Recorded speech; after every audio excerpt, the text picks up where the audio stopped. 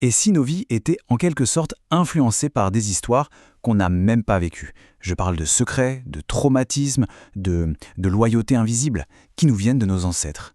C'est ça le monde fascinant de la psychogénéalogie. Aujourd'hui, on va explorer ensemble un outil très concret pour commencer à déchiffrer cet héritage un peu caché. Voilà un peu le programme. On va d'abord s'intéresser à cet héritage invisible. Puis, on verra comment le décoder avec notre arbre familial. On parlera aussi des blessures qui se transmettent. Et surtout, on découvrira un petit coffret super pratique pour entamer ce chemin vers la guérison. Allez, on commence par la base. C'est quoi, au juste, cet héritage familial? Celui qu'on ne voit pas, mais qu'on peut ressentir, parfois, de manière très forte. C'est vraiment la question fondamentale, non? On a tous connu ça, j'en suis sûr. Une difficulté relationnelle qui revient sans arrêt, un choix de carrière qui sonne faux. On a cette drôle d'impression de rejouer une scène, mais sans en connaître le script. Eh bien, la psychogénéalogie, elle nous donne une clé pour comprendre ça. Attention, ce n'est pas de la magie, c'est une méthode, une approche qui cherche à éclairer ces influences inconscientes pour qu'on puisse enfin s'en libérer. Le but, c'est vraiment de comprendre ces fils invisibles qui nous relient à notre passé familial. Et cette idée, on la doit en très grande partie à une psychologue française, une pionnière dans le domaine, Anne Ancelin Schutzenberger. C'est vraiment elle qui a popularisé cette notion que les drames, mais aussi les joies de nos ancêtres, eh bien tout ça résonne encore en nous aujourd'hui. Ok, maintenant qu'on a le concept en tête, comment on fait concrètement pour explorer cet héritage?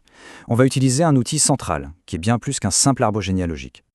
Ça s'appelle le génosociogramme. Et ce qui est génial avec cet outil, c'est qu'il ne se contente pas de lister des noms et des dates. Non, là on ajoute la substance, la chair de la vie de famille, les relations fusionnelles, les gros conflits, les métiers, les maladies, les secrets. Bref, c'est une véritable carte émotionnelle de la famille. Le construire, c'est un vrai travail de détective. On commence par rassembler les faits bruts, puis on dessine la structure. Et après, on vient enrichir cette carte avec des symboles pour bien visualiser les événements clés. Et surtout, on note les dynamiques, les répétitions, les non-dits. C'est ça qui le rend si puissant. Et en dessinant cet arbre, bien souvent, on voit apparaître des schémas, des répétitions assez troublantes. Certains appellent ça les fantômes du système familial. Il y a des concepts vraiment fascinants pour décrire ces phénomènes. Par exemple, le syndrome de l'anniversaire de Schutzenberger. C'est quand un événement difficile se répète à une date clé. Par exemple, une angoisse inexplicable qui revient tous les ans, pile le jour de l'anniversaire de la mort d'un grand-père. Ou encore le syndrome du gisant de Salomon-Selam. Là, c'est comme si on portait inconsciemment le deuil non fait d'un ancêtre, et ça peut figer une partie de notre vie. Et ces fameux fantômes, ils peuvent se manifester de plein d'autres manières. Une crypte, par exemple, c'est un secret tellement lourd qu'il est comme enterré dans l'inconscient familial. Nos prénoms, nos choix de carrière, et même les lieux qui nous attirent, tout ça peut être une expression de ces loyautés invisibles. Ces fantômes, ces secrets enfouis, ils laissent souvent des traces bien réelles, des blessures émotionnelles. On pourrait dire des plaies ouvertes qui se transmettent d'une génération à l'autre, sans jamais vraiment cicatriser. L'auteur Lise Bourbeau a parlé de 5 blessures fondamentales qui nous empêcheraient d'être vraiment nous-mêmes. Et très souvent, ces blessures ne sont que l'écho de celles de nos parents ou de nos grands-parents. Pour que ce soit plus clair, on va se concentrer sur les 2 plus courantes, le rejet et l'abandon. D'abord, la blessure du rejet. Elle se reconnaît à ce sentiment de ne pas avoir sa place, cette quête permanente d'approbation, et aussi cette tendance à se critiquer très durement. C'est une blessure qui nous pousse un peu à nous effacer, par peur d'être repoussés. Et maintenant, une blessure qui y ressemble mais qui est bien distincte, celle de l'abandon. Là, la peur centrale, c'est d'être laissé tout seul.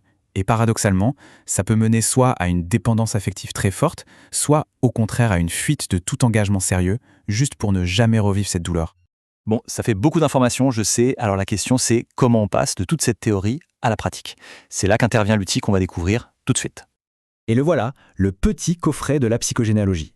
L'idée c'est vraiment de rendre cette exploration accessible à tout le monde. C'est un kit super pratique pour construire son propre génosociogramme et commencer à repérer les dynamiques de sa famille.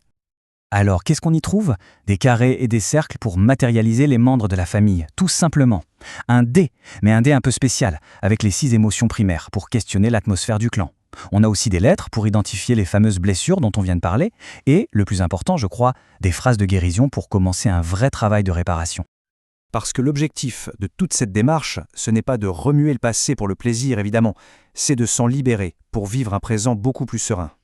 L'utilisation est très intuitive.